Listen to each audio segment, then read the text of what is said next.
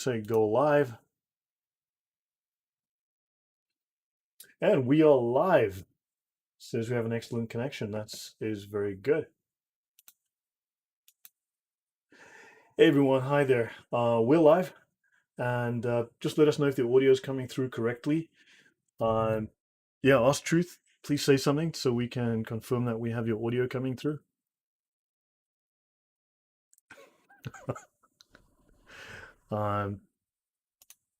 Yeah, I can't tell obviously because I've got my audio turned off on the stream on this side. But if anyone in the chat can, yeah, we should not have echo today. I've got my headphones in. Okay, all good. Excellent. Thanks, Dynamis. Yep, so we are all good. Audio is fine. Excellent, guys. Hey, thanks all for being here. Looking forward. Hey, Dodo says we sound good. Yeah, guys. Hey, thanks for being here today. Of course, we're going to pick up where we left off last week, discussing basically Islam versus Paul. I can hear Lloyd. So, ASK Truth, say something again. All good there, Dynamis? Audio is good. Excellent stuff. Okay, guys. Yeah, so we're going to pick up where we left off last week. We're going to discuss basically Islam versus Paul. And as you know, if Islam can destroy Paul, then of course they can attempt to then undermine the New Testament, just as when they attack Noah, right, especially the laws of Noah, they can then undermine the Old Testament. And this allows them to destroy. So someone's saying audio is good and someone's saying audio is not good. Hi, Lloyd again. Dzień dobry, Marek. Dobry wieczór. Oh. Yeah, I'm getting a bit of conflicting. I'm getting all clear on the audio and one or two confusing messages. We should be all clear on the audio. Yep. So, of course, as you know, Muslims want to undermine the Old Testament as well in various ways. They also undermine Noah, right? So, of course, one of these major attacks would be, attacks against what they call the laws of Noah, right? Which is also the covenant of Noah. So 100% not ASK Truth Apologetics. How can we not have you coming through? That should not be the case.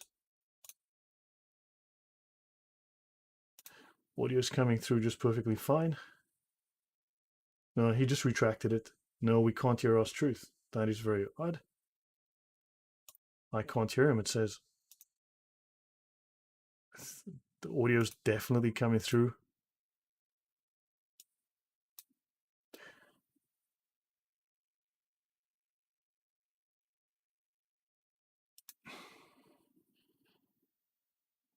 Oh, great. Now we still can't hear you. Now, why would that be the case?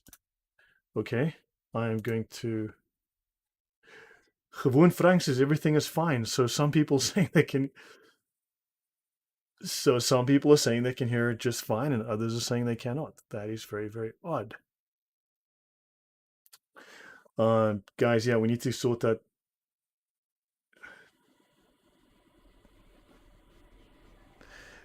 Now the volume is set up fine. Okay, so let me go back and make a change. I want to put you on the same channel as me. I'm going to change the channel setup. That is very odd.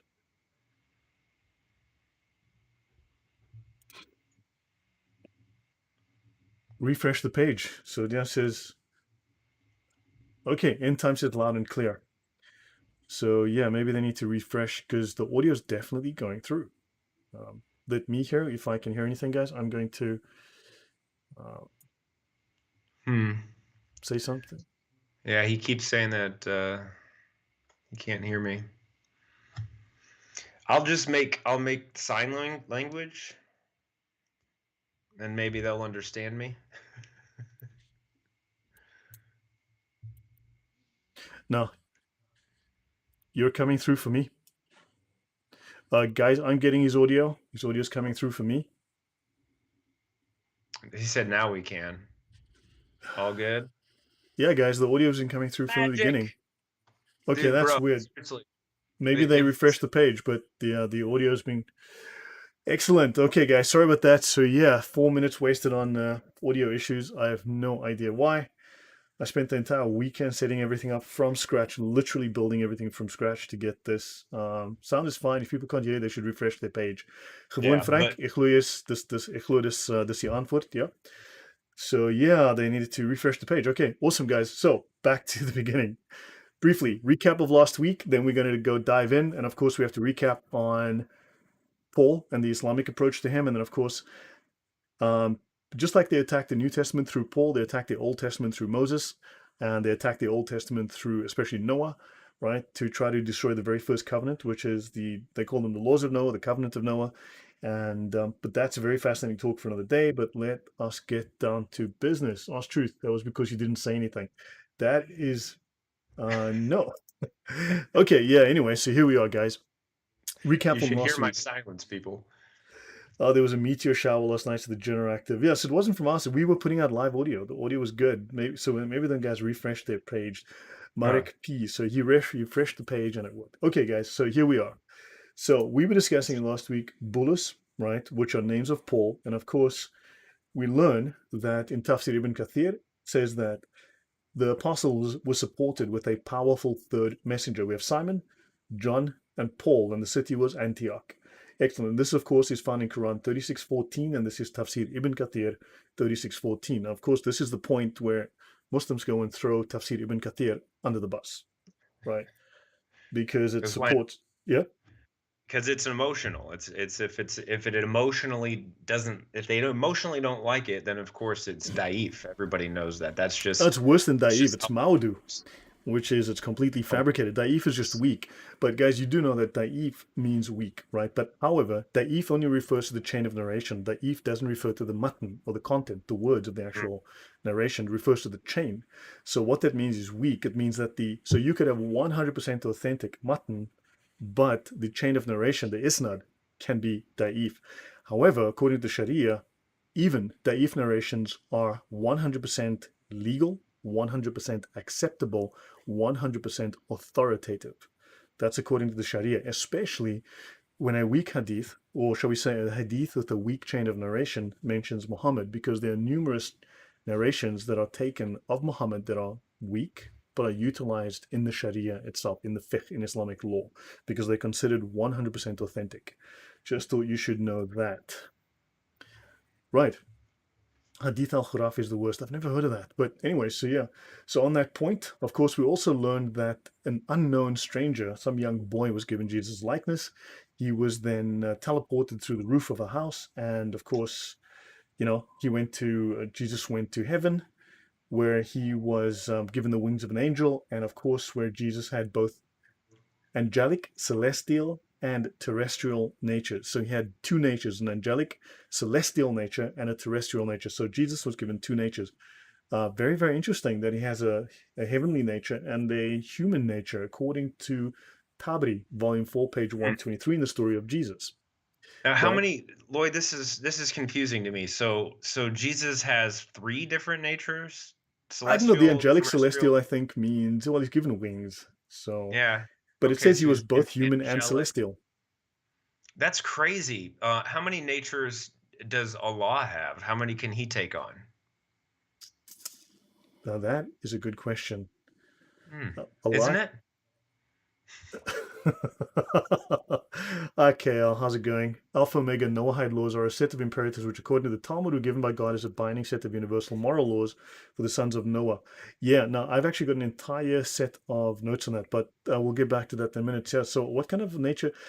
Technically, Allah is just spirit. Yeah, So but so you're telling me that Jesus has more capabilities in terms of his nature than the Almighty Allah has, basically, Allah can't come to earth, but Jesus can come to earth as a human. and he Yeah, can go to heaven, and he can transfigure and transform. Huh.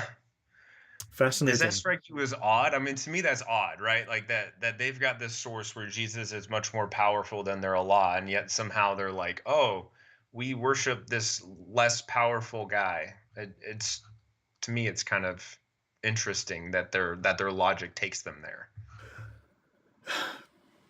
Man, I didn't write it, but yeah, these are questions that Muslims have not thought through correctly. And of course, you're going to have a bunch of no-name commenters giving you their Hmm. opinions as opposed to actually going into the actual sources from their top scholars. But saying God can't become human means you're limiting God. Agreed, that's Yeshua now. Yeah, However, exactly. don't forget, God, in one sense, has a limit in that God doesn't do contradictories. For instance, Yahweh doesn't do evil and he doesn't Correct. lie, right? So, because he's Logos. Whereas Hmm. Allah, to limit Allah, is a sin in Islam. So, in other words, Allah is able to do evil and Allah is able to lie because to limit Allah is a sin in Islam and Allah is not Logos, Allah is will. Yeah. Yeah. And Merrick P here says, was Allah not in the bush? Uh, That's I a don't good know. question. And of course, Allah's word was sent to earth as Jesus. So is his word separate from him? Does his word not arrive, but he can't? Hmm. It's all very confusing. I wish we I'm all knew. confused. I I'm wish very we knew. And of course, there's back to the issue of Paul. Of course, as you know, they mention here that the apostles were slain. Right? They speak of Nero ruled for 14 years. He slew Peter and crucified Paul head down. Now, obviously, we know that Peter was crucified and Paul was beheaded.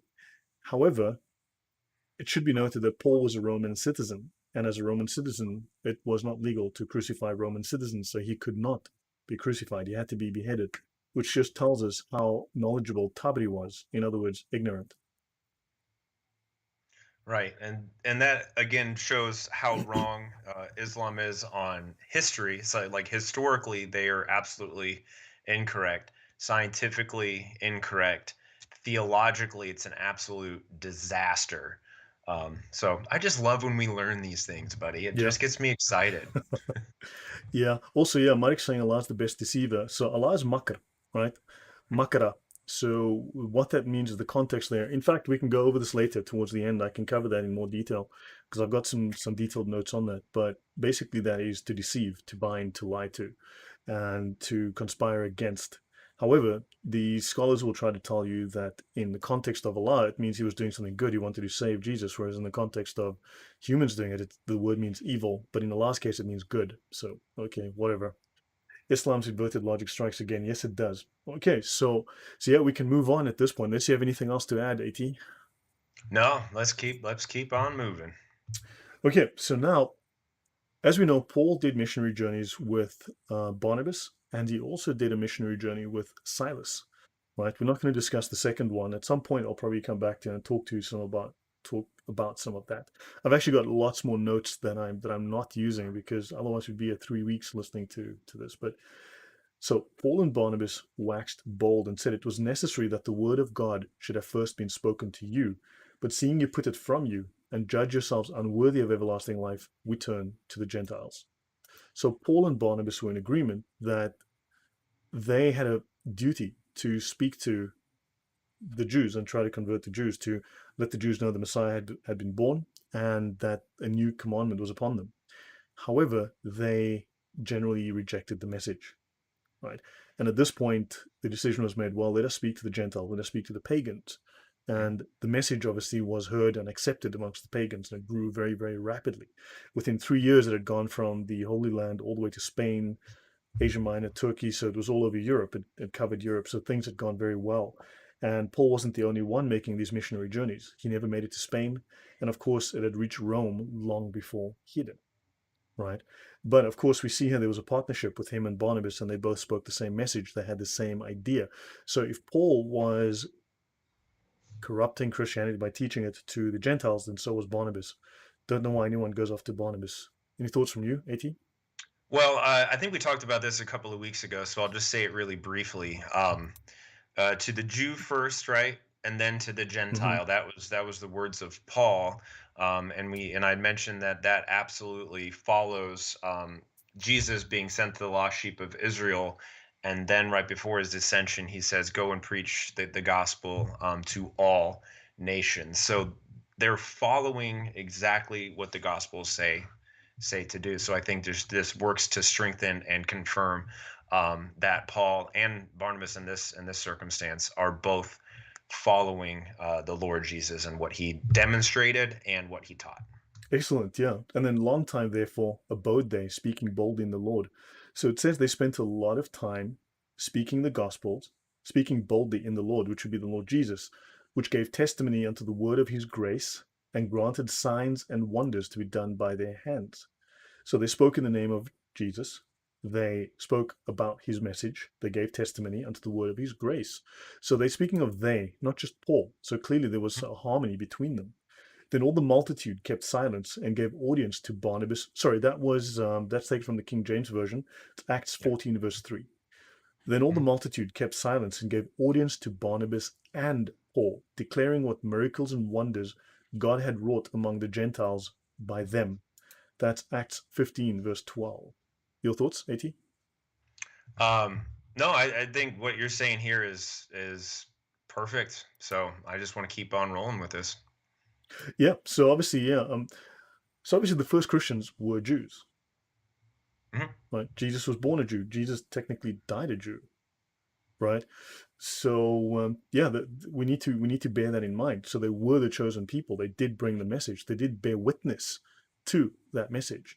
Now, certainly, a number of them, due to various political reasons, obviously the Pharisees didn't want to relinquish their power Mhm. because they felt that this would obviously take away their hold, their stranglehold over the Jews. They clearly stood against his message. However, the original Christians were Jews, and they still, at least to some degree, well, actually, that's a technical discussion we'll get into another time. So now we need to understand that Christianity is under attack from atheist secularism, and it's Mhm. it's often not just atheism; it's actually more like anti-theism. In fact, most specifically, anti-Christianism. And of Mhm. course, we have postmodern relativism, which is really just communism under a new name, and we have Islam. Islam, of course, needs to destroy anything that came before it. Don't forget, if you've heard of the term Jahiliyyah, right? So you've got the Jahiliyyah, which is the time of barbarism, the time of ignorance before Islam. Mm. Right. Islam has to destroy anything that came before it, which is why ISIS, for instance, who were 100% Sunni and 100% Sharia compliant, at no point did they deviate from the actual known Sharia of Sunni Islam. They were destroying everything that came before. That's why 10,000 churches were destroyed in North Africa by the Muslims. You barely see the foundations of those today. That's why Right. ISIS went around destroying statues and everything, Mhm. because they must destroy everything from the Jahiliyyah. Uh, Yep. Comments, it's all sides, also major eyes of black Hebrew, the fake Hebrew Israelites, you mean the fake Hebrew, Yeah. tell them I said that. Mhm. I've called them that to their faces. So yeah, the black, well, at least online, I've called them the fake Hebrew Israelites. Um, Yeah. yeah, original Mohammedans were Christians too. Actually, that's a very complex discussion there. Actually, let me test something that I want to have a look at. So we've got this comment. I'm going to see if I can.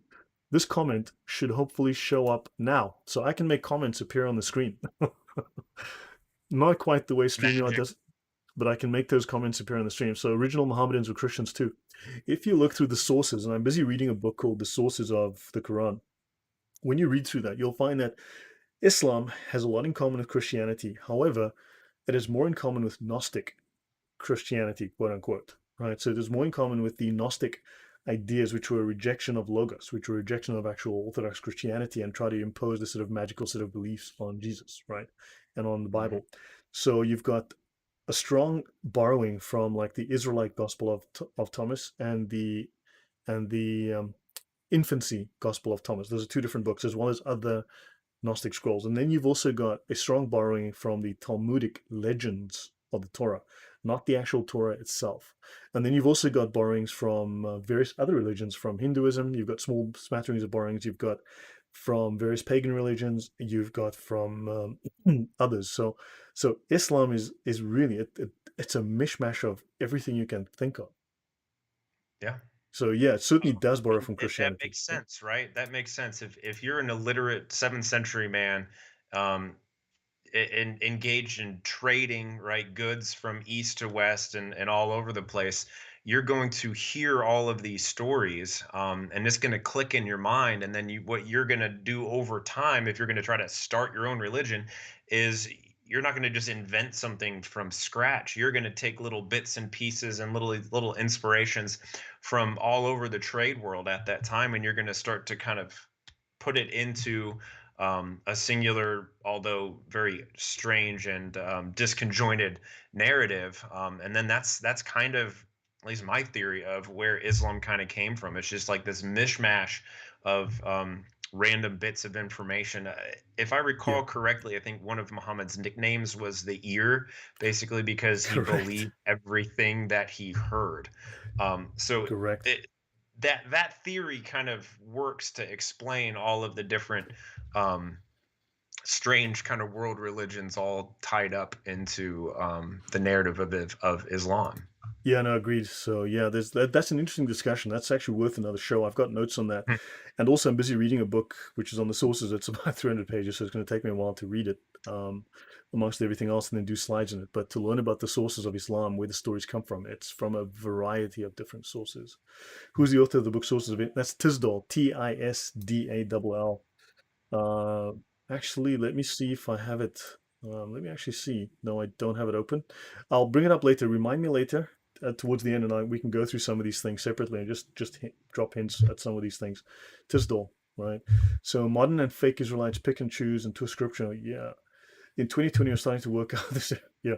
Okay, so Christianity is under attack, right? Now, Paul, the claim is, right? So atheists often say the same things as Islamic apologists, okay? Atheists, oddly enough, being very compatible with Islam. Now, as you know, Islam is the religion of peace, which is why people are afraid to criticize it in case they get killed, right? So basically, now you have these people going around claiming that Paul invented the majority of Christian doctrines, right? We also have people saying that Jesus did not teach the doctrines taught by Paul and that Paul did not know Jesus of the Gospels, but only a cosmic Christ, which is a very Gnostic idea because the flesh is dirty, the flesh is unclean, which is why Allah does not come to earth, because that would make Allah dirty. Allah is just an idea, this spirit, this ghost, right? And that is very much the Gnostic idea of the demiurge and various other ideas. But that's again off the topic for today's discussion.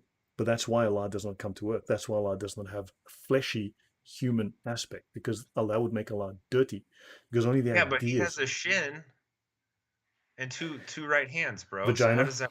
and a vagina.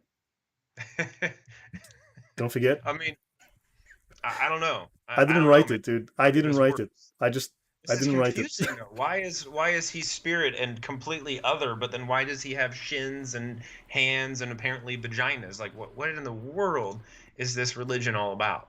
Hear and obey. Don't question. That's Islam, right? That's the only way it could possibly survive. Well, that or if they had a sword and they would stab you or cut your head off Yeah. if So you Moma's grandfather says so. End time saying was deep into paganism. Don't forget, he was married to his first wife Khadija by a priest who was very likely a what do they call them?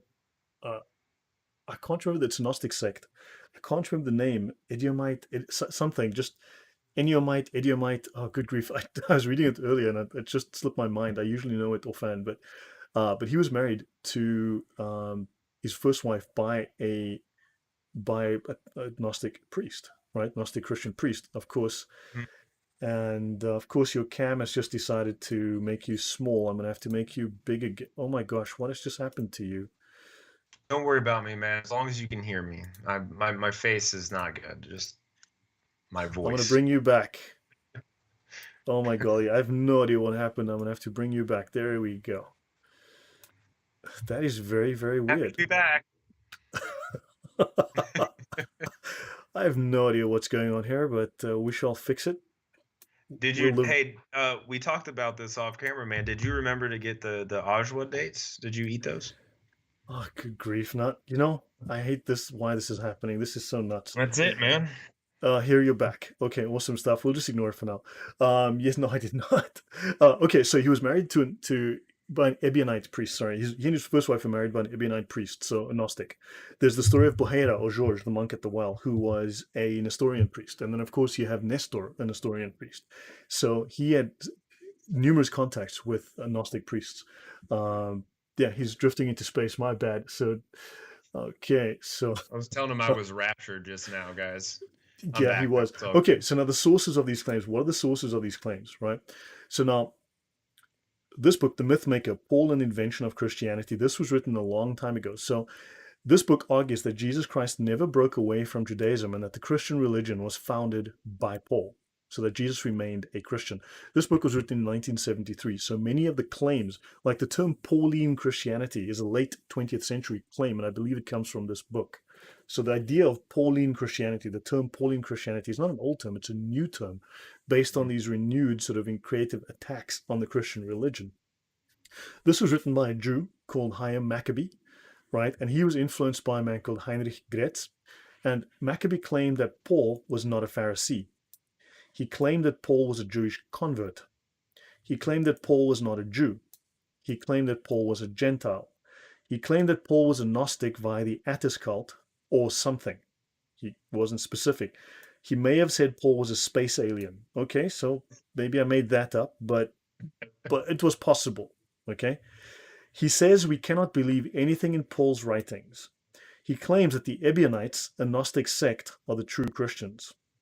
Right? These are up there with the crazies. Okay. Paul's elevation of Jesus to divine was what he called reversion to paganism, Mm. which is the idea that Christianity is actually derived from paganism. Okay. He claims that the Pharisees were the good guys. He claims that Jesus was a Pharisee. Obviously, this Interesting. is based on we don't know what. Okay. Right, and that's what I was going to ask. I mean, what early surviving writings would declare that statement? Like, what would substantiate his claims? I mean, without reading the book, I'm not sure, but like, I just find it really, really difficult to take anybody's claims seriously in that sense. I mean, do you know what sources he's pulling any of this information from? Well, I will give you one example of a review. So there was a scathing reviewer who called his book fiction. Said this book is fiction. At the end of the review, he says, "Thus I must conclude that Maccabee's book is not good history, not even history at all. Whether Mhm. it is good fiction is another matter." And this was so the reviewed work, The Mythmaker, Paul and the Invention of Christianity by Chaim Maccabee. And this review was written by John G. Gager of Yale and Princeton University. Okay, there's a Mm. link if you want to look it up, right? Yeah. So William Gager, or John Gager, sorry, John G. Gager was the William Danforth Professor of Religion. He won the President's Award for Distinguished Teaching in 1988. So he was a professor at both Yale and at Princeton, right? He's kind of a big deal. He won the Howard T. Berman Award for Distinguished Achievement in the Humanities in 2005. He was the Princeton Director of the program in the Ancient World, which is ancient history, and he was the Master of Forbes College. Okay, and here's a link to this guy's to who this guy is. He basically said the book. You've got to read it. He says the guy's book was fiction. He said it was just bogus. What's Okay. funny is the book is actually the irony here I'm looking at is the book is called The Myth Maker. And Yes. it's not talking about Paul, it's actually talking about the guy who wrote the book. He's the myth maker. Yeah. So No, true. And end time, actually, I'm just going to see if I can grab this and paste it on the screen. It's not my best, definitely was not my best effort, but end time says it is difficult to show that any mystery religion directly worshipping a dying and reviving God whose death is salvific predates Christianity. So, well, don't forget all the Nag Hammadi scripts, all the Gnostic scripts postdate Christianity. They come hundreds of years after Christianity. Okay, yep. so that form of paganism actually comes after, not before. Mhm. Right. Actually, I'm preparing some slides at the moment. You've got the stories about Mithras and the stories of Horus and all that, and how they have the same lineage as Jesus and the same story, and Jesus is just a carbon copy. Bogus. That's nonsense. I'm busy It working is. on that as well, so I'll get that done in a while. Yeah, pretty Um, funny he brought that up though, right? We were literally just talking about this right before we hopped on. So yeah, yeah. So mystery vocabulary. It's clear that Maccabee concentrates on this long abandoned aspect of Pauline research to further his polemic against. Yeah, look, I mean, look, it is true that there are Jews that hate Christians, but then again, it's also true that there are Christians that hate Jews. So, that's just one of those sad things of life. So now, 2,000 years ago, a Jewish preacher walked across the Galilee, gathering followers to establish what he called the kingdom of God. Don't forget, this was a kingdom of heaven. This was not a kingdom on the earth. The mhm. revolutionary movement he launched was so threatening to the established order that he was executed as a state criminal. Within decades after his death, his followers would call him God. This is Zealot, The Life and Times of Jesus of Nazareth by Reza Aslan, the man who was eating brains not so long ago and made some wonderful odd claims. Now, he claims that Paul had an extraordinary lack of interest in the historical Jesus and was at loggerheads with the Jewish Christians of Jerusalem. Now, we've discussed some of these. Now, we know that Paul was not looking to preach the gospel. Paul was talking to people who already knew the gospel. They were looking at dealing with issues that the church was facing. How do we apply Jesus' teachings to new situations? Mhm. Right. Your thoughts on that? Yeah, I mean, I think we're going to get into some of those examples coming up here in just a second of some of the things that Jesus did teach, and he would teach a principle matter, right? And then Paul would work to address it in more of a specific methodological manner. So I think we're going to be moving forward into this here in a second. So I'll just kind of Right. hold off until then. Yeah, Coco Jasmine asks, can there be Christianity, its core beliefs and principles without Paul? Many would argue that Paul was Christianity's greatest apologist, that he was its greatest missionary. Would you agree with that, AT? No, I think so. And just to answer the question just kind of directly, the answer is we don't need Paul. I mean, when you have the Gospels, you have take his writings out, and that's what I find very interesting about the Bible in itself. I always imagine, what if these books weren't here? Would I still come to the same conclusion? Would I still have the same message? And for me personally, when I read through it and I take those out of my brain, yes. Like you still have the letters of John, you still have Revelation, you still have the book of James, Jude. You can make an argument one way or another for Hebrews, but then you also have the four Gospels, and you have the books of the book of Acts. And in there is the complete understanding, and really just the gospels. In there is the complete understanding of who Jesus was, what he taught. We've got the Mm-hmm. divinity of Christ, the Trinity, um, and the outpouring of kind of the promise and the outpouring of the Holy Spirit. So you don't need any one particular person. It's Mm-hmm. all there. And guys, we're all Christians because most of Yeah, us are Christians because we've experienced the risen Christ. We've experienced the power of the Holy Spirit. And when we read through the Gospels, like it's just this experiential thing that gives us further yeah. belief. And then for me at least, and I don't know your story, Lloyd. For me at least, I had the experience first, and then I went out to try to make sense of my experience. I know some people go kind of in the reverse direction, but no, I think we don't need to have the writings of Paul. I think it makes it a lot more clear. It makes it a lot more applicable. The theology that he provides, and the kind of the commentary as to the life and teachings of Jesus is incredibly valuable. And I thank God that we Mm. have them. And I think it's preordained that we do have them. So um, It should that's be all. noted that Paul did write something like nearly one third of the Gospels. Mhm. Right, one third of the Gospels, Of 28% the something New Testament, approximately, yeah. Mhm. is actually, well, the New Testament, sorry, of the entire New Testament, my bad, are actually written by Paul. So yeah, he was very much critical to the development, the application. And we will see one example of where Paul is actually tasked with trying to find, how do I apply the teaching, the ethics, the morality of Jesus to a situation that Jesus never specifically addressed. And that's a matter Right. of exegesis. And Paul does that. And this is what Paul does.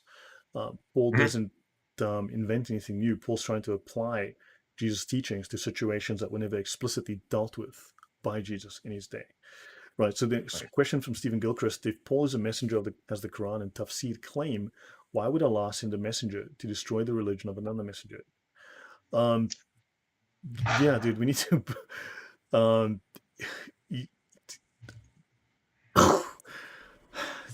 yeah. What else can I say? It's Allah is will and not logos. There's not logic behind it. But I think to answer that question really quickly from the mind of a Muslim, I think what they're going to try to be rationalizing, and that's why they say it was corrupted by Paul, right? The reason why the Quran came was because the message of Jesus was somehow corrupted, and it was just out of necessity this final revelation had to happen. So if I'm going to be putting on my Muslim hat, that would, I think, would be what they're trying to argue.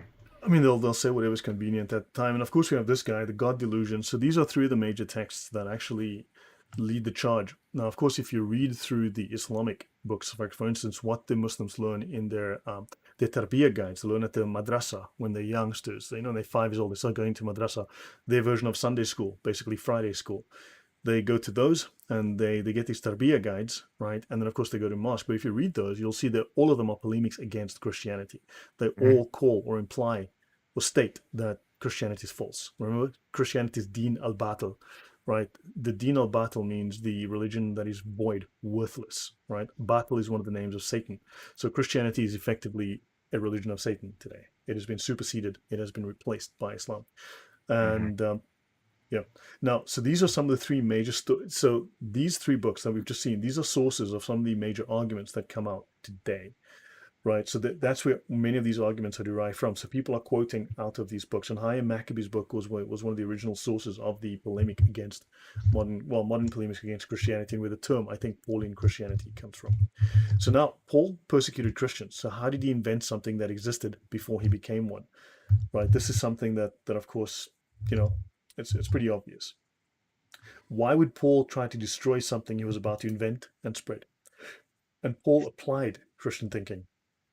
He applied the teachings of Jesus to great success. And now let's have a look at what Bart Ehrman has to say. So let me enable my chat. I'm going to turn off my mic and I'm going to play this little thing and let me know this should come through. So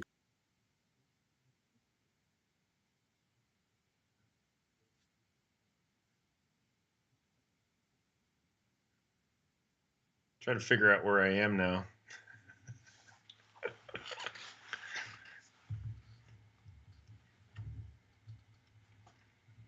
So I can't hear any sound. Are they coming through on sound?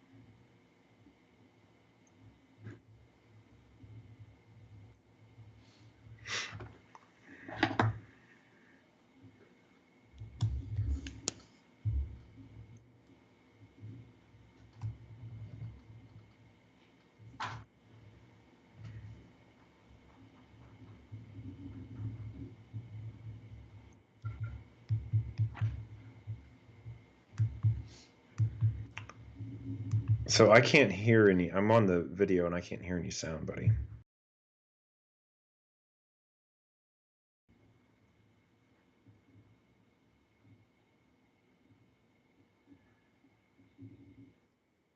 Lloyd, can you hear me anymore, buddy?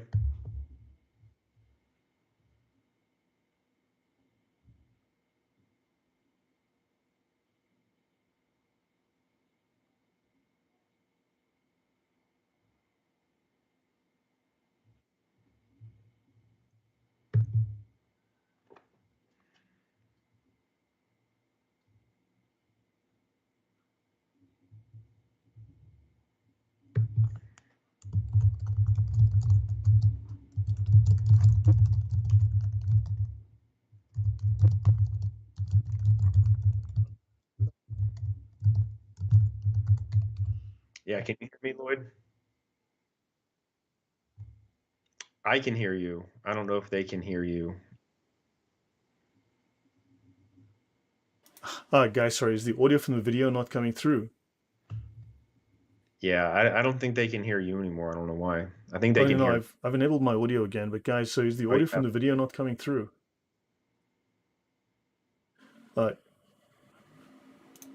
Just tell me, guys, is the audio from? I'm going to try this again, but the audio from the video should be coming through.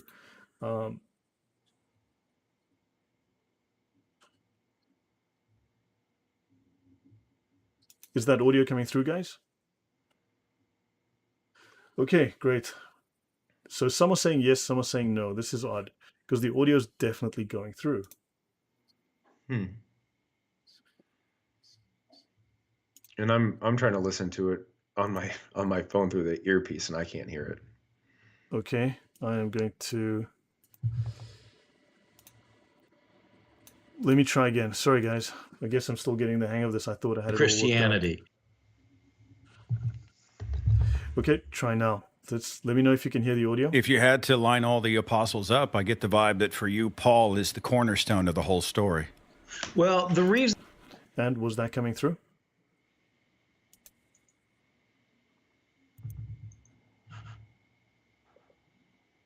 Oh, darn it. Yeah. Okay. That time worked. It worked for me, brother. Okay, yeah, it should be coming through fine. The audio is definitely active. We heard it briefly. Okay, guys, so it's working now. My apologies. I fixed up the audio. Yeah. If you had to line all the apostles up, I get the vibe that for you, Paul is the cornerstone of the whole story.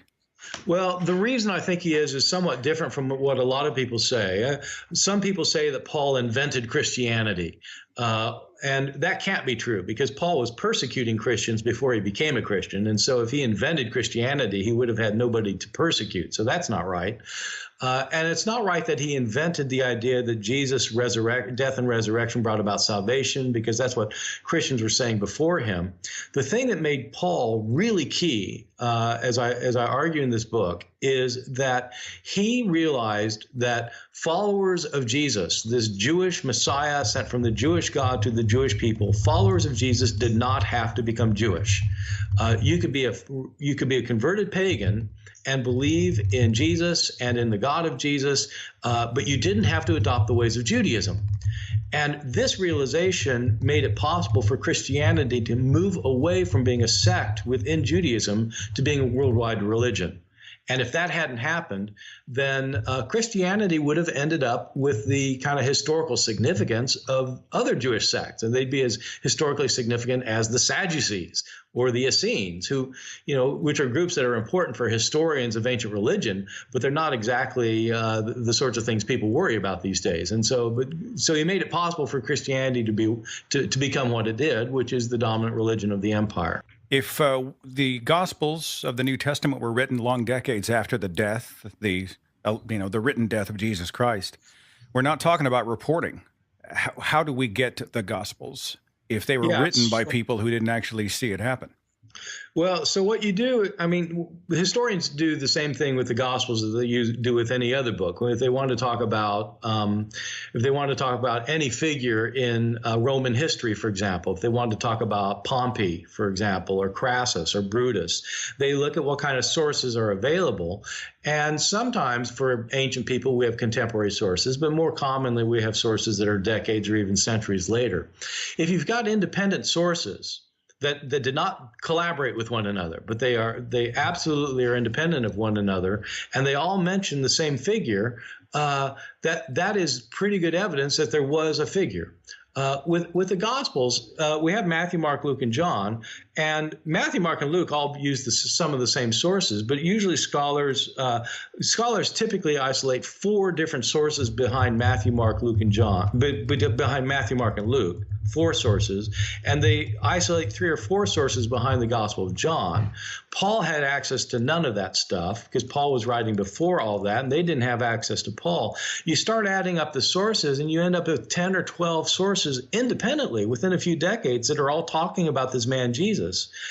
So if they'd all gotten it from one source, you'd say, well, somebody made it up. But it's kind of hard to say somebody made it up when you have all of these sources.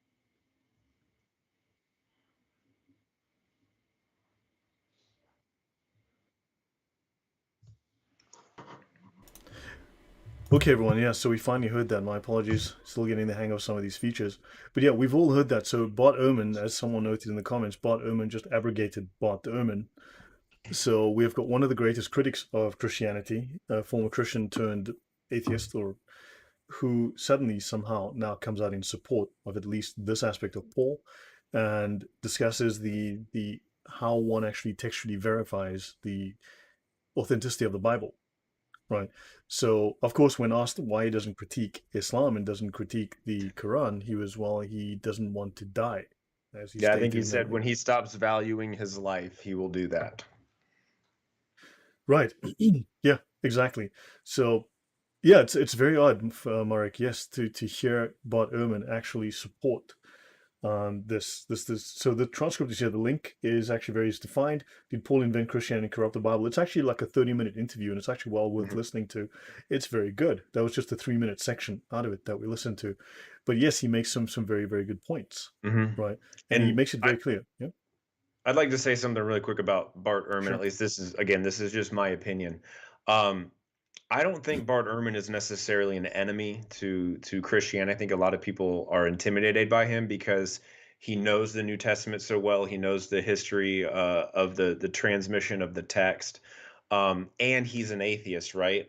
But I think when you really start to look at his research, he's had some really good debates. So I think it was Dan Wallace and James White. Uh, they all agree essentially on the facts of the matter, um, it, and in fact, Bart Ehrman says himself he's not an apostate from Christianity because of the reliability of text. In fact, he believes that our text is highly reliable. Now he'll say things and kind of sensationalize it by bringing up points about how you can't know for sure, right? Since they're copies of copies, everybody always says that. But he agrees that the text that we have is like the most well preserved text of anything coming from that time period of antiquity. So I'd encourage people to watch those debates if they're ever interested in it, and to take some of the information he has and start to apply different conclusions to it. And the reason why he's an atheist has nothing to do with the New Testament. It has to do with the problem of evil, which is an entirely other topic. But I just wanted to throw that information out there for you guys. Okay, interesting. Just sending a message to. Yeah. So, however, Bart Ehrman in this case does come out very much in support of the documentary evidence for Christianity, at least for the Bible, and he obviously destroys any counter argument from Muslims because Muslims love to use Bart Ehrman against Christians. In this case, Bart Ehrman comes out and blows them out of the water. Mm-hmm. So yeah, in this case, they'll have to find a different argument or again throw him under the bus, which is yeah, but Bart Ehrman doesn't hate Christianity, agreed, but Bart Ehrman also makes a lot of money by writing these what seemingly very contradictory. His public books, right? His lay books basically just seem to contradict any of his scholarly work. And he makes a lot of money off this conflict. And when asked, when pressed, do the Gospels contradict, from your research, do the Gospels as you know them contradict the story of Christianity as we know it today? And he'll say no. You say they very much support and verify the story as we have it, but he loves to make money off this controversy that he's created. So yeah. So anyhow, moving on. So we have Matthew 5:17-20. Think not. Now this is another argument that people love to use against Christianity. Think not that I came to destroy the law or the prophets. I came not to destroy, but to fulfill. For verily I say unto you, till heaven and earth pass away, one jot or one tittle shall in no wise pass away from the law till all things be accomplished. Now, it's interesting that the writing style of that period was very different to the way we have it today. And we need to understand that the law and the prophets are the nicknames of two sets of books in the Old Testament. The law there's a number of books in the Old Testament known collectively as the law. I think it's 17 books, and you have another set of books called the prophets. I think it's 12 books. Collectively, the Bible is one coherent story from the beginning to the end, and they all speak of they all foreshadow the coming of Jesus, the new covenant, right? And of course, this culminates in the birth, the death, the resurrection of Jesus, and of course, the new covenant that is created. So basically, the covenant of God moves from a works-based concept of religion to one of grace. Right now, before we get into that, and I'll have you discuss that a little bit, AT, if you want. But if the covenant agreement is fulfilled, now in this case, people say, but the law, the prophets, the law is not the Sharia the way Islam understands the Sharia, like a legal system, like law in courts. No, right? The law are these books that speak of the new law, right, as relates to Jesus. Now, the covenant is an agreement; it is a contract, and this contract has been fulfilled. So when he says, "I came to fulfill the contract," well, the contract has been fulfilled. Therefore, the contract is no longer binding. It no longer applies, right? So that law, the old law of works, falls away. Now, to fulfill the law appears at first to mean a literal enforcement of the law in the least detail. Until heaven and earth pass away, nothing of the law will pass. We see that in Matthew 5:18. However, we need to understand in this case, this is not a literal interpretation. The passing away of heaven and earth is understood in apocalyptic nature as the turning of the ages. So the age changed with the apocalyptic event of Jesus' death and resurrection. We entered a new age. So apocalypse, remember, Paul considered his meeting with Jesus or God on the road to Damascus as an apocalypse, Mm-hmm. right? An apocalypse does not mean, in that context, the end of the world. It means the bringing forth of something new. So Paul said his meeting with God on the road to Damascus was an apocalypse. The world did not end. So apocalypse has a different meaning, a different context. We covered that early in the beginning. So this is a sort of turning of the ages, and the age changed with Jesus' death and resurrection. So those to whom this gospel is addressed are living in the new and final age. Before I go on, your thoughts, AT? Yeah, man. So that's fantastic. I think people need to really like just look up the definition of apocalypse. I think people seem to think of movies and all that kind of stuff where the word apocalypse is used as the end of the world, which it's not. It can be applied to events leading to the end of the world, but that's not exactly what it means. So you did a really good job summarizing, Lloyd, what apocalypse means. But what we're talking about here, guys, is a change from the old covenant into a new age, into the new covenant. And wouldn't it be really interesting, Lloyd, and anybody watching, if there was some sort of prophecy about this change of covenants? I mean, if there was something in the Old Testament prophesying that, do you think that would strengthen the Christian position? That might be very interesting. Yeah. So let us Hmm. know if there is. Let's see. So, what we've got here in Jeremiah chapter 31, verse 31 and 32, it says, "Behold, the days are coming, declares the Lord, when I will make a new covenant with the house of Israel and the house of Judah, not like the covenant I have made with their fathers in the days where I took them by the hand to bring them out of the land of Egypt, my covenant that they broke, though I was their husband," which we're going to talk about husband and wife stuff here in a little bit if we have time, declares the Lord. So what is this saying? What is this saying to you, Lloyd? Kind of how do you understand this?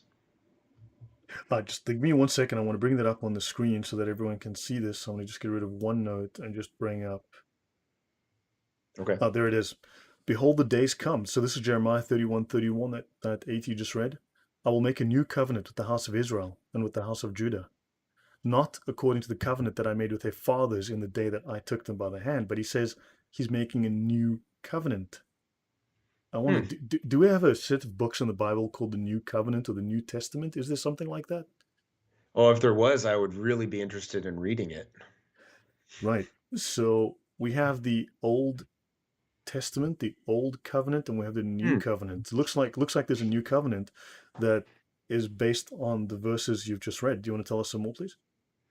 Yeah, so I mean, it's just obvious here, guys. It's very obvious and apparent that the prophecy of this, the coming of this, was foretold. Um, so I'll read another verse from Ezekiel chapter 37:26. It says, "I will make a covenant of peace with them. It shall be an everlasting covenant with them, and I will set them in their land and multiply them, and they will set my sanctuary in their midst forevermore." So it's almost like these different prophets are over here prophesying about some sort of cosmic change or some cosmic peace and whatnot, and that's what Christ's entire job was. That's why he went to the cross. It was to appease God's wrath for the sins and transgressions that we have had, and to bring peace between mankind and God. That's exactly what this is prophesying here, guys. And so I just want us to consider that, think about it, and then we can keep moving forward, Lloyd, unless you have something else to add. Oh no, that's excellent. No, so hopefully, guys, that makes some sense. Hello, hey there, Reason Dancers, how you doing? Glad to have you in the chat. So yes, so a new covenant is prophesied, right? And these prophecies, the law and the prophets, so the prophets have been satisfied. Those books of the Bible have been satisfied, right? So we've had this change, this changing of the ages. and thus this has been met. Now you have people obviously deliberately trying to misinterpret this, to deliberately obfuscate the meaning, and it's important for us to actually study our own scriptures, know what they are, know what they mean, so that we can defend them. I believe there are references in the New Testament that we have to understand and know why we defend what we defend. Hmm. Right. So yeah. Now during Jesus' ministry, when the kingdom is already reason. If you have any comments to make, please drop them in the chat. And looking forward to my next stream. I will be doing a stream with Reason this week, tentatively scheduled for 9 p.m. Warsaw time, 8 p.m. UK time, which should be 3 p.m. Eastern Standard Time in the US, and that is for this Tuesday. Yeah. So during Jesus' ministry, when the kingdom was already breaking and his mission remained within the framework of the law, though with anticipations of the age to come, right? And in Matthew 5:21-48, Jesus speaks of this using language like, "Ye have heard that it hath been said by them of old time, but I say unto you." So it has been said, it was true, it was then, but I say unto you, and he brings a new message, right? And recently wrapped up on a stream. So now yes, I know I was watching a stream and then I had to leave to come to this stream, Reason, but thanks for dropping in. So the law and the prophets, these are the names of the two major divisions of the Old Testament. So you have the law, or the law of Moses, which consists of the first 5 books of the Old Testament, known as the Torah, meaning instruction, teaching, or law in Hebrew, and the Pentateuch in Greek. So we have Genesis, creation, Exodus, the exit, Leviticus relating to the Levites, we have Numbers, and Deuteronomy, second law, right? That's why we also get the term deuterocanonical. The law is a continuing narrative prophecy of the coming of the Messiah. So we have a narrative from the beginning all the way through talking of a new beginning, the new age. And the prophets consist of books grouped into different arrangements according to Jewish or Christian tradition. The groupings include Joshua, Judges, 1 and 2 Samuel, 1 and 2 Kings, Isaiah, Jeremiah, and Ezekiel. And we just read from 2 of those books. And of course, Hosea, Joel, Amos, Obadiah, Jonah, Micah, Nahum, Habakkuk, Zephaniah, Haggai, Zechariah, and Malachi. And Paul explains that if we attempt to keep the law via works, we will lose our salvation. Jesus states that the Old Testament points to him. So it is not a legal code, right? It's not a set of laws that gives you a parking ticket or chops off your head like certain religions we shouldn't talk about too often.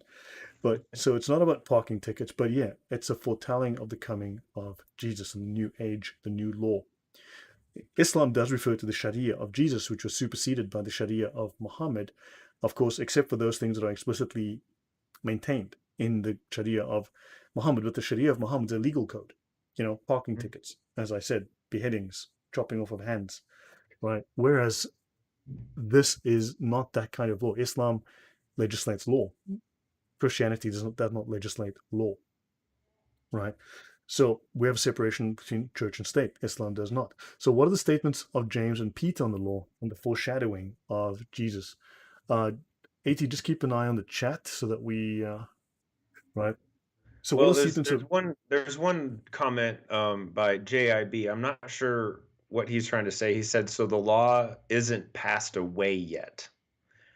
I don't know if you want to respond to that or if you want me to that respond to that. was, so basically in that, till heaven and earth, not one jot or tittle shall pass away till all things be accomplished. However, with the death and resurrection of Jesus, that was accomplished. So the law has not passed away. However, the law is no longer binding. The law still exists. It's written, but the law is not binding. Paul, for instance, makes it very clear, if you look at some of the previous episodes, that what you have is a situation where you can follow the rules of the law. However, they are not the route to salvation. You can follow them for the sake of tradition, because many Jews would still follow those, right? They were part of their culture. However, they were not the route to salvation. And also, they were not to be imposed on the pagans who were coming into the new faith, because they weren't adopting Judaism.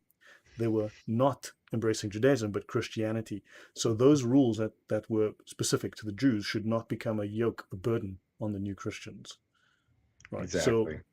So yeah, and on that point, we will come to that point as well. This is actually something very, very important that we need to discuss in that point, and I need to thank End Times for this. But let's continue here first.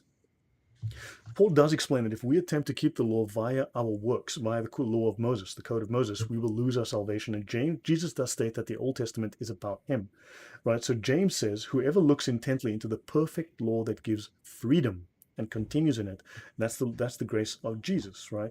Not forgetting what they have heard, but doing it, they will be blessed in what they do. That's brother James, right? 1 verse 25. James says in the old law of Moses, for whoever keeps the whole law and yet stumbles at just one point is guilty of breaking all of it.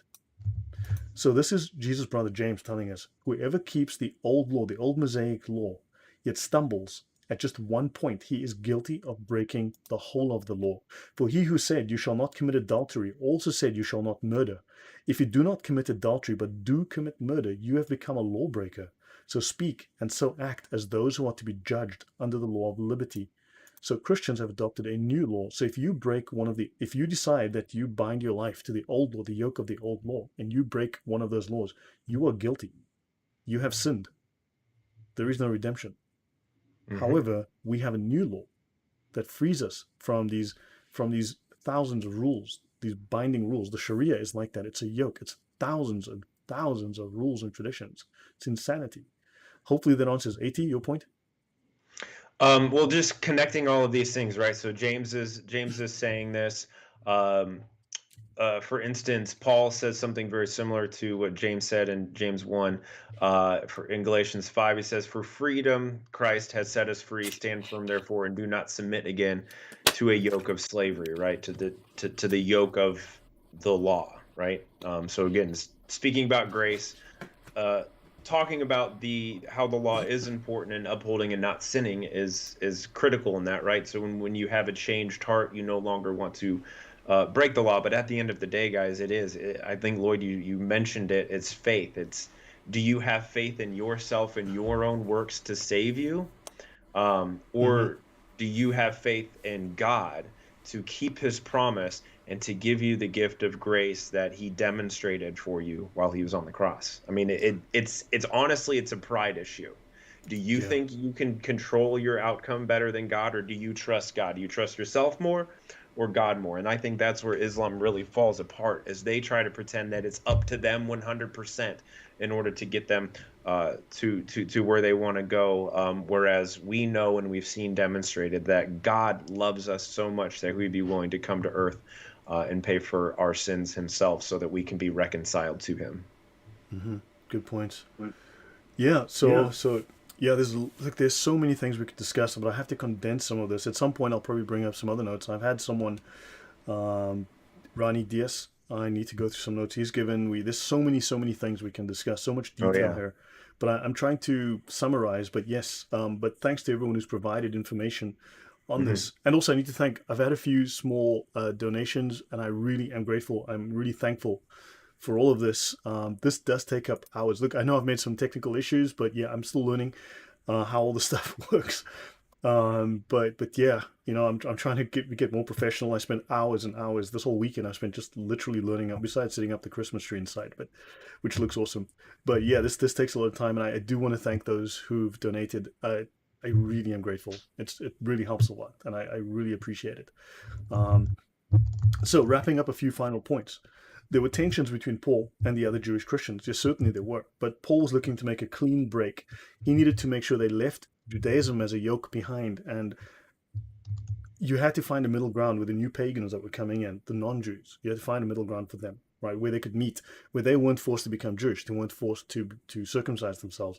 Because the point wasn't to become a Jew. The point was to follow Jesus, not follow, the old rules of Judaism.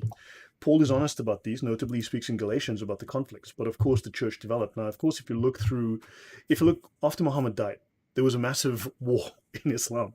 Tens of thousands, well, at least 10,000 Muslims were killed, right? In a war between Ali and Aisha, Muhammad's wife, right? The one who never saw him naked. Right. You had to throw that in there, didn't you? Yeah, I'm sorry, man. Islam just makes fun of itself. So yeah. There were the apostasy wars. These were horrific, right? Of course, but here we just have a case of, as they were developing the theology and the church, there were conflicts. But of course, it's hard to break away from tradition, and breaking up is hard to do, right? Divorce is hard. Matthew often used Matthew is often used as evidence of conflict with Paul, right? But Matthew talks from his perspective. It's like an eyewitness event. When you talk to multiple eyewitnesses, you're going to get different views, and he presents more of the Jewish Christian perspective. Mhm. Paul wrote letters, epistles. Paul did not write gospels. Paul wrote letters, epistles, called epistles, not gospels, right? And the epistles were letters to assist the church in dealing with its issues. They were not, hey, do you know this guy called Jesus? Those weren't Paul's letters, right? Those are the gospels. Do you know what Jesus did? Paul was like, okay, guys, we know about Jesus, we know what he did, but how do we apply this? So they assume, Paul's letters all assume knowledge of Jesus' teachings, and they refer to reminders of Jesus' teachings. They'll say, do you remember when we discussed this? Now, the final thing that we'll talk about to end with, does Paul make up his own teachings? That's an important question, right? And unto the married I command, yet not I, but the Lord. Let not the wife depart from her husband. That's 1 Corinthians 7:10. So Paul refers here very explicitly to one of the teachings of Jesus, and it's one of the teachings of divorce. And they're saying, let not the wife depart from her husband. Do not divorce.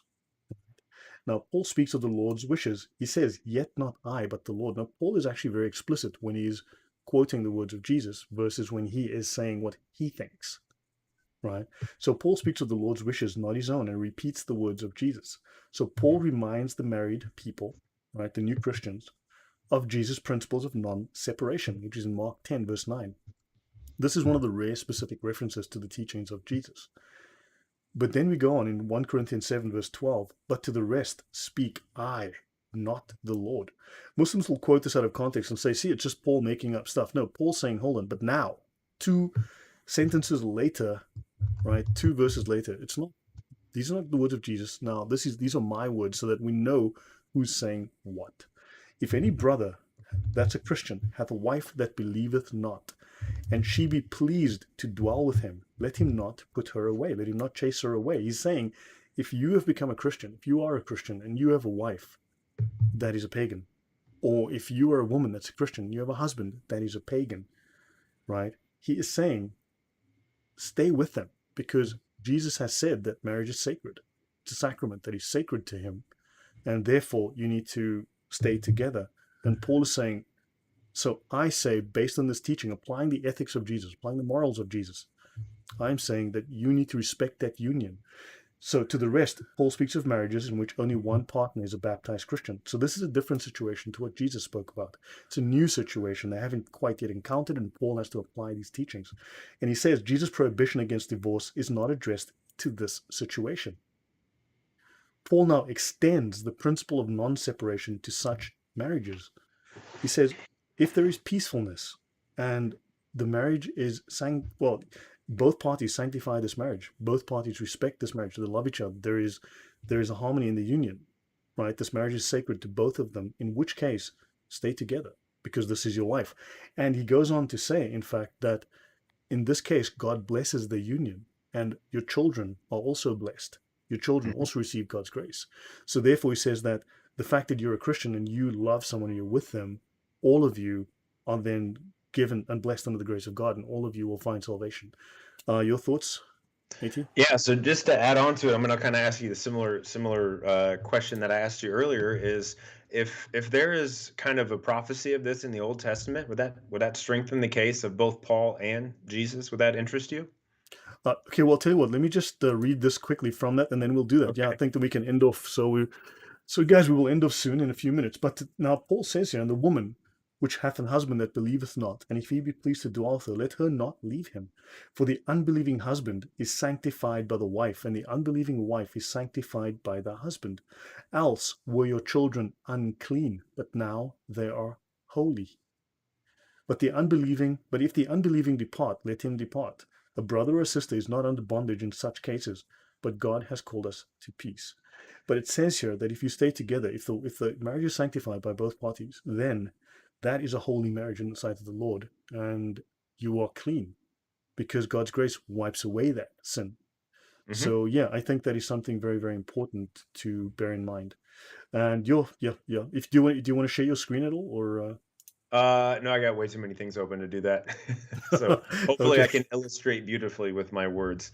Okay. A couple of things I actually will say about that is Jesus talks about himself in the parables pretty frequently about being the groom, right, the bridegroom, and he talks about his followers and believers being kind of the bride, right? So obviously Jesus is perfect and sinless and God, and he's talking about marrying us, human, like humanity, right? Not in a literal sense, but in the metaphorical sense, marrying us. Are we perfect?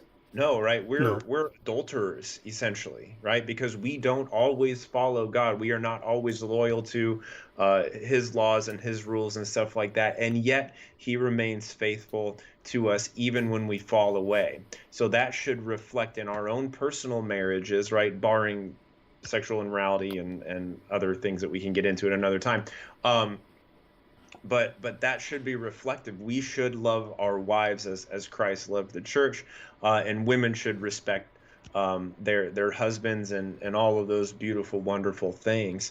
And Matthew talks about this, which I think, Lloyd, you alluded to when he says that, I say to you that everyone who divorces a wife, except on the grounds of sexual immorality, makes her commit adultery, and whoever marries a divorced woman commits adultery themselves, right? So this idea of marriage and union is very strong, relating it back to God being our husband, so to speak, and us being kind of the wife, or the church being the wife.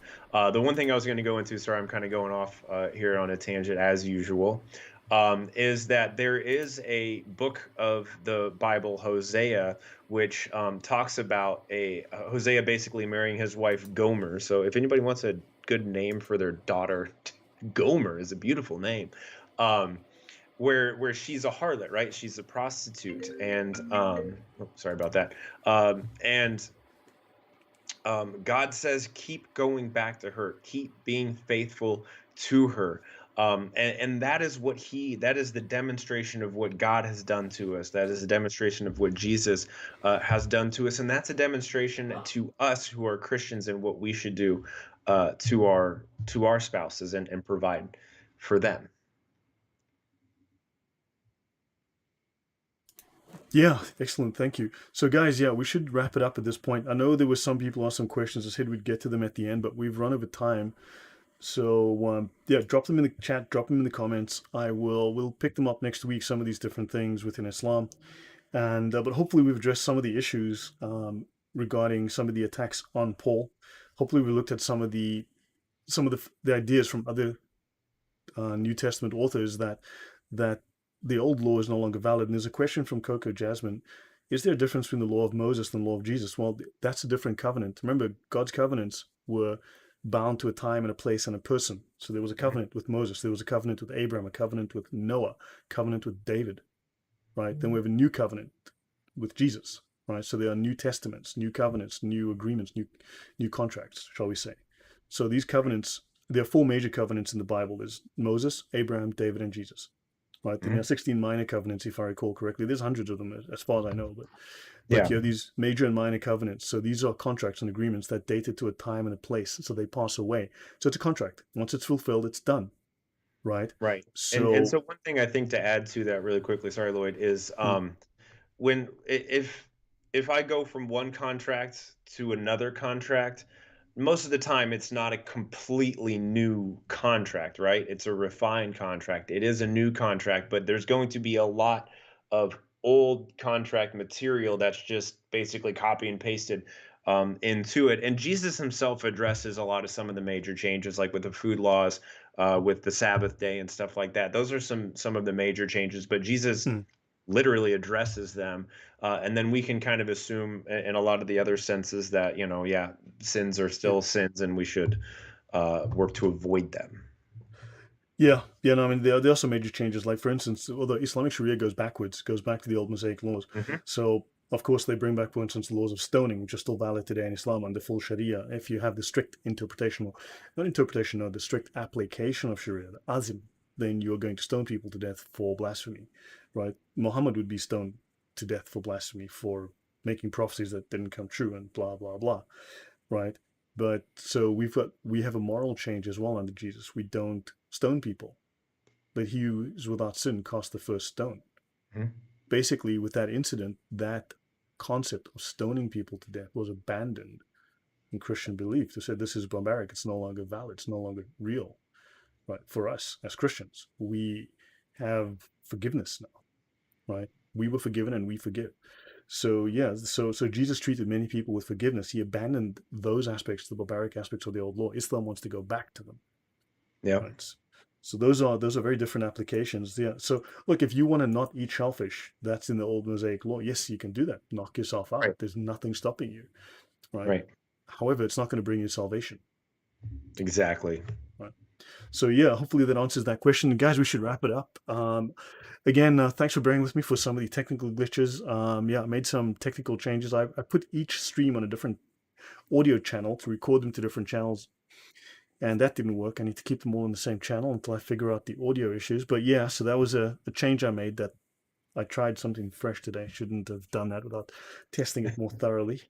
It worked out cool though. And one thing I've done, brother, is I'll put timestamps. Like if something goes awry, I'll just put a timestamp and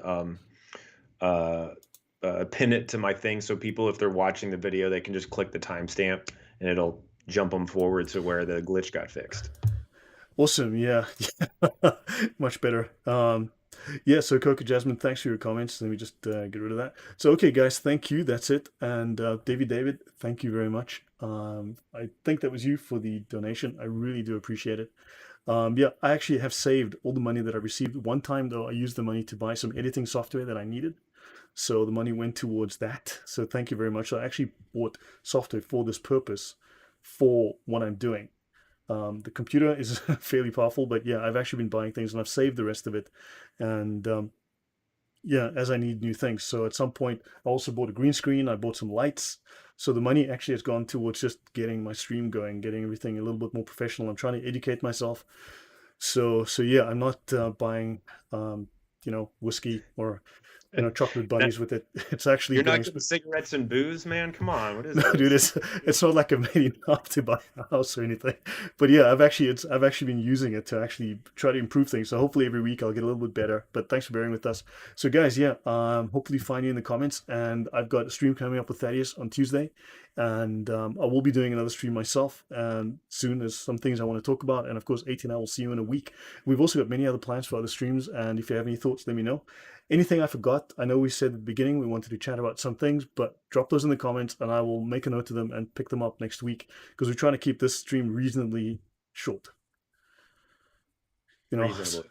Yeah, reasonable. But yeah, guys, thank you very much for the time, and we shall see you soon. A flux capacitor can power your PC. Yes, DHC. Yeah, no, thanks, guys. 21 gigawatts. Yeah, we all need that. We all need that flux capacitor. So guys, yeah, I'm going to end it here, but thank you all very much, and God bless you all. Take care. We shall see you all soon. See you guys. Good night. Bye.